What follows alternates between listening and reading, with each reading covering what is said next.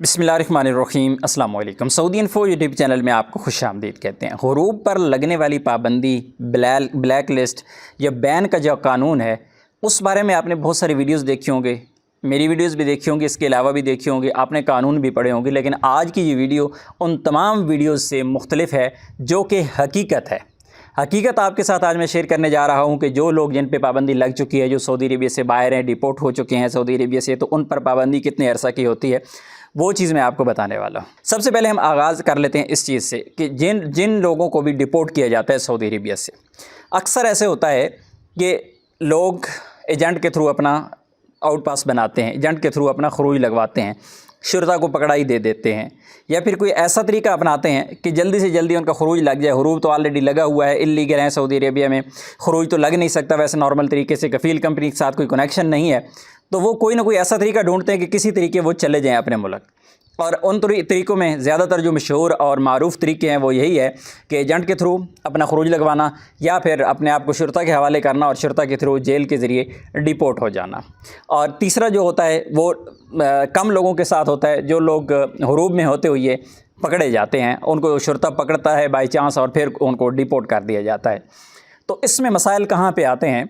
सबसे पहले आपको मसला समझना होगा और फिर चलते हैं मसले के हल की तरफ। मसला समझना इंतहाई ज़रूरी है। जब तक आप मसला नहीं समझ पाएंगे तब तक आपको उसका हल नहीं निकलेगा। सबसे पहली चीज़ कि जो भी बंदा बाहर से किसी एजेंट के थ्रू अपना खरूज लगवाता है, चाहे वो सऊदी अरबिया में ओवर स्टे हो चुका है, यानी उसको खरूज लगा था वापस नहीं गया, या फिर सऊदी अरबिया में पहुंचा, उसके बाद उसका इकामा इशू नहीं हुआ, कई सालों तक घूमता रहा और उसके बाद फिर वो अपना आउट पास लेके चला गया, बाहर काम कर रहा था, कहीं से पकड़ा गया, कोई भी ऐसी चीज़, तो ऐसी सूरत में जब भी आप पकड़े जाते हैं तो पकड़ने के बाद आप पे एक वायलेशन नहीं होती, तकरीबन 80% लोगों पे वायलेशन ज़्यादा लगती हैं। मसलन आपने कहा एक एजेंट से कि मेरा खरूज लगवा दो, मेरा हुरूब लगा हुआ है, वो क्या करता है कि वो आपका खरूज लगवाता है, लेकिन उसमें कोई ऐसी कैटेगरी, जो आगे मकतब में बंदा बैठा हुआ, ऐसी कैटेगरी डालता है आपके खाते में कि आपका डिपोर्ट होना ज़रूरी हो जाता है। कुछ वायलेशंस ऐसी हैं कि मसलन एक बंदा बाहर काम करता हुआ पकड़ा गया है, भीख मांगते हुए पकड़ा गया है, पानी बेचते हुए पकड़ा गया है, हरम में कबूतर को दाना दे रहा था, वहाँ पे पकड़ा गया है, दाना बेच रहा था, यानी इस तरह की कोई भी वायलेशन है तो ऐसी वायलेशन उसके खाते में डाली जाती है कि बंदा 100% डिपोर्ट हो जाता है। अब एजेंट ने तो आपका खरूज लगवा दिया, आपको तो नहीं पता कि आपके खाते में वायलेशन कौन कौन सी डली है, आपको इस चीज़ का आइडिया नहीं है, आप यही समझते हैं कि मेरा हुरूब था और हुरूब होते हुए मैंने अपना खरूज लगवा दिया। तो एक चीज़ तो ये होती है। दूसरा, इसी तरह जो हुरूब वाले हैं जो शुरता को हवाले करते हैं अपने आप, उसमें भी यही कंडीशंस लगती हैं। शुरता भी जब भी आपको पकड़ेगा तो उसमें कोई ना कोई वायलेशन डालेगा आपकी कि इस बंदे ने फ़लाँ वायलेशन की है, इस वजह से इसको पकड़ा है और इसको जेल भेजा और उसके बाद उस बंदे को डिपोर्ट कर दिया गया है। ज़्यादातर मैं दोबारा से दोहरा रहा हूँ कि लोगों के साथ ऐसा ही होता है। लोग ये समझ रहे होते हैं कि मेरा सिर्फ हुरूब था, लेकिन एक ऐसा केस जिनका उनको पता ही नहीं होता, कभी उन्होंने शायद वो जुर्म किया ही नहीं है, लेकिन उसके बावजूद क्योंकि उनका आउट पास बनाना था, इस वजह से उनके खाते में डाल दिया गया और फिर बंदे का आउट पास ईजीली बन गया। तो ये दो चीज़ें नोट कर लें। तीसरी चीज़ें जो बाय चांस पकड़े जाते हैं, बाय चांस पकड़े जाने वाले भी यही लोग होते हैं ज़्यादातर। कोई सब्ज़ी बेच रहा था, कोई दाना बेच रहा था, कोई पानी बेच रहा था, कोई भीख मांग रहा था, कोई ऐसा काम कर रहा था कि जो गैर कानूनी है, तो ऐसी सूरत में उसको पकड़ा गया तो उस पे भी फिर चेक किया गया बाद में कि ये गलती उसकी कोई और होती है जिस वजह से पकड़ा गया, लेकिन बाद में पता चला कि इसका तो हुरूब भी था। अब बंदा समझ रहा होता है कि यार इसने मुझे जो पकड़ा है ना वो हुरूब की वजह से पकड़ा है।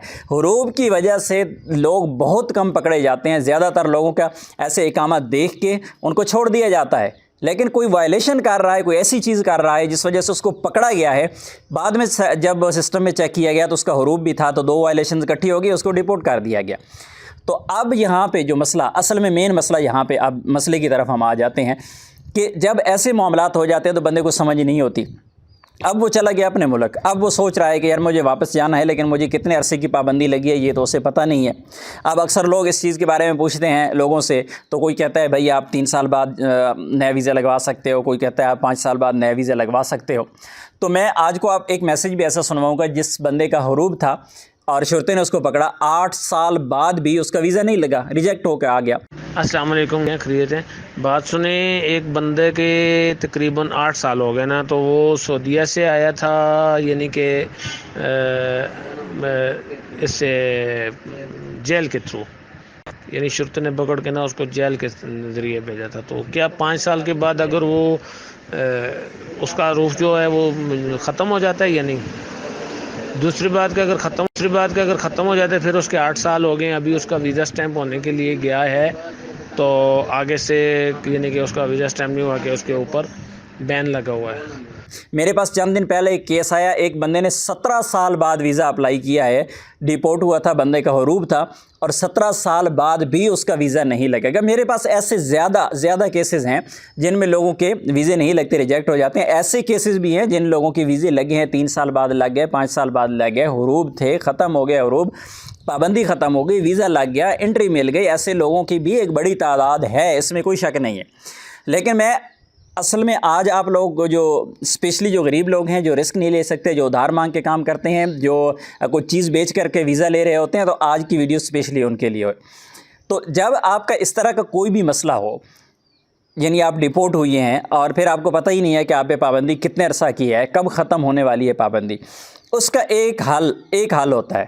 حل یہ ہوتا ہے کہ میرے سمیت بہت سارے لوگ پیپر نکال کے دیتے ہیں, اور وہ پیپر جو ہے جوازات سے نکلتا ہے. عام طور پہ اسے کچھ لوگ مرحل پیپر کہتے ہیں, کچھ مطار پیپر کہتے ہیں, کچھ بلیک لسٹ پیپر کہتے ہیں, مختلف ناموں سے لوگ اسے جانتے ہیں. تو وہ جو پیپر ہے, اب وہ لوگ نکلواتے ہیں کہ یار اس میں پتہ چلے گا کہ مجھے بھی پابندی ہے یا پھر نہیں ہے. اب اس پیپر میں جو بندہ ڈیپورٹ ہو گیا سعودی عربیہ سے, ایک دفعہ بلیک لسٹ کی کیٹیگری میں چلا گیا, سوائے چھٹی والوں کا ریکارڈ اس میں نہیں آتا ہے. اس کے علاوہ جو بھی بندہ ڈیپورٹ ہوا ہے, ڈیپورٹ والے ہر بندے کا سسٹم میں مرحل ہو جاتا ہے, یعنی وہ اس پہ پابندی لگ جاتی ہے کہ بندہ دوبارہ واپس نہیں آ سکتا. اب حروب کے متعلقہ میں ایک اہم چیز آپ کو بتا دوں کہ لاسٹ ٹائم جو حروب سے متعلقہ آئی تھی بات, آج سے کوئی 2, 2.5 یا 3 سال آئی تھنک گزر گئے, اس میں سعودی عربیہ کی جانب سے جو اناؤنسمنٹ کیا گیا تھا کہ حروب والے لوگ لائف ٹائم بلیک لسٹ ہیں. اس سے پہلے واضح قانون تھا کہ 3 سال بعد آ سکتے ہیں, 5 سال بعد, لیکن جب لائف ٹائم کا ایک قانون آیا تو اس کے بعد یہ مسائل کھڑے ہوئے ہیں. اب لوگوں کے ویزے لگ بھی رہے ہیں اور نہیں بھی لگ رہے. تو میں دوبارہ واپس اس پیپر کی طرف آ رہا ہوں, کیونکہ زیادہ لوگ یہی پوچھیں گے کہ اس کا حل کیا ہے. اب اس کا حل جو ہے, وہ پیپر آج بھی آپ نکلواتے ہیں, آپ سال بعد نکلواتے ہیں, آپ 5 سال بعد بھی نکلواتے ہیں, تو وہ پیپر میں آپ کو شو ہو جاتا ہے کہ آپ مرحل ہیں, آپ بلیک لسٹ ہیں, آپ سعودی عربیہ کا سفر نہیں کر سکتے. اب پھر کیا ہوگا, اب پتہ ہی نہیں چل رہا کہ 3 سال بعد پابندی ختم ہو رہی ہے, 5 سال بعد ہو رہی ہے, 10 سال بعد ہو رہی ہے, کیونکہ اس پیپر میں تو یہ چیز ہوتی ہی نہیں ہے. تو اس کا حل کیا ہے؟ اب اس کا حل واحد حل ہے, وہ ہے آپ کا رسک. جب بھی آپ نے لینا ہے, آپ نے رسک لینا ہے. میں نے دونوں چیزیں پہلے کلیئر کی ہیں کہ ایسے شواہد 100% گارنٹی کے ساتھ میرے پاس موجود ہیں. جن لوگوں کا حروب تھا ان لوگوں کے ویزے لگے ہیں, سعودی عربیہ میں پہنچ گئے ہیں, کوئی مسئلہ نہیں ہوا. ایسے شواہد بھی ہیں کہ لوگوں کے ویزے پاکستان سے ریجیکٹ ہوئے. ایسے بھی ہیں کہ پاکستان سے ویزا سٹیمپ ہوا, ایئرپورٹ سے واپس کر دیا گیا. اور جو ابھی میں نے بات کی ہے کہ 17 سال والا, 8 سال والا, ان کے ویزے اب بھی نہیں لگ رہے. تو سٹارٹ میں جو باتیں میں نے آپ کو چیزیں بتائی تھیں, جو وائلیشنز میں نے ذکر کیا تھا آپ کے ساتھ, اسپیشلی جو ایجنٹ کے تھرو اپنا ویزا آؤٹ پاس بنواتے ہیں یا پھر شرطا کو پکڑائی دے کے کرواتے ہیں, تو ایسے لوگوں پہ 88-90% تقریباً ان پہ بندوں پہ لائف ٹائم پابندی لگ جاتی ہے. وہ لوگ بلیک لسٹ ہو جاتے ہیں, وہ ایسی کیٹیگریز ان پہ لگ جاتی ہیں, ڈبل وائلیشنز ان پہ لگ جاتی ہیں, جس وجہ سے ان کے ویزے نہیں لگتے. دوبارہ میں اس مقصد کی طرف آ جاتا ہوں کہ اس کا حل کیا ہے. تو اس کا حل میں نے آپ کو پیپر بتایا ہے, اور وہ پیپر صرف ان بندوں کے لیے صحیح کارآمد ہے جن لوگوں کو شک ہے, جن لوگوں کو ڈر ہے, جن لوگوں کو خوف ہے کہیں مجھ پہ پابندی نہ لگ گئی ہو. لیکن جس بندے کو نظر آ رہا ہے کہ یار وہ ڈیپورٹ ہوا ہے اور وہ جیل میں گیا ہے, وہاں سے ڈیپورٹ کر دیا گیا ہے, تو ایسے لوگوں پہ 99% پابندی ہوتی ہے, اور وہ لائف ٹائم پابندی ہوتی ہے. باقی حل اس مسئلے کا کیا ہے؟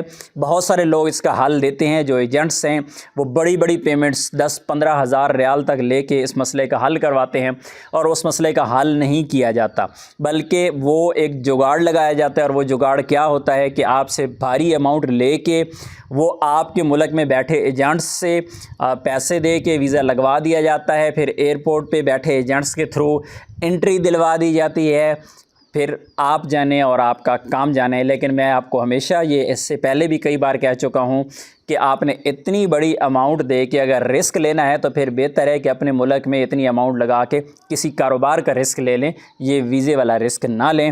اور آخر میں اور بالکل سمپل سی چیز کہ جب تک اگر آپ نے ویزا لگوانا ہی ہے، اس پیپر میں وہ کلیئر چیز واضح نہیں ہوتی جو چیز آپ پوچھنا چاہتے ہیں، آپ جاننا چاہتے ہیں۔ پیپر آپ مجھ سے نکال لیں، کسی اور سے نکال لیں، جس سے بھی نکالیں گے آپ کو یہ واضح 100% کلیئر چیز نہیں ملے گی جو چیز آپ پوچھنا چاہتے ہیں یا جو آپ کے ذہن میں چل رہی ہے۔ اس کا واحد حل یہی ہے کہ اگر آپ کا ایک حروب ہے اور آپ نے آؤٹ پاس اپنا بنوایا ہوا ہے، ایمبیسی سے بنوایا ہے، یا پھر آپ کو فری کا کوئی ٹائم ملا تھا، جس طرح سعودی حکومت کی جانب سے ٹائم دیا گیا تھا کہ لوگ واپس جو جانا چاہتے ہیں چلے جائیں، ایسا ٹائم اگر آپ کو ملا تھا تو اس صورت میں تو آپ پہ 3 سال اور 5 سال والی کیٹیگری لگ سکتی ہے۔